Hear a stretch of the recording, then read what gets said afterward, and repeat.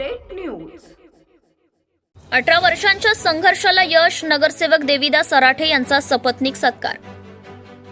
यवतमाळ येथील नाट्यगृहाला महात्मा ज्योतिबा फुले नाट्यगृह असे नाव मिळावे यासाठी 2007 पासून सातत्याने पाठपुरावा करणारे नगरसेवक देवीदास अराठे आणि तत्कालीन नगरसेविका सुवर्णाताई अराठे यांचा समाज बांधवांच्या वतीने विशेष सत्कार करण्यात आला।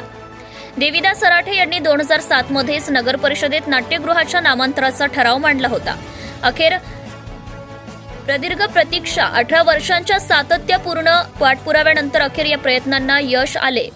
या सोहळ्याला ज्योतिबा दीनबंधू कल्याण मंडळाचे सचिव संजय यवतकर, समता परिषदेचे जिल्हाध्यक्ष विनोद इंगळे, राष्ट्रवादी काँग्रेस महिला जिल्हाध्यक्षा सुनैना यवतकर, डॉक्टर सुधाताई खडके, संजय खडके यांसह अनेक मान्यवर उपस्थित होते। दीर्घकाळ चाललेल्या या लढ्याबद्दल आणि नाट्यगृहाचे शिल्पकार म्हणून अराठे दाम्पत्याचे सर्व स्तरांतून अभिनंदन करण्यात येत आहे। प्रतिनिधी सय्यद मतीन, यवतमाळ।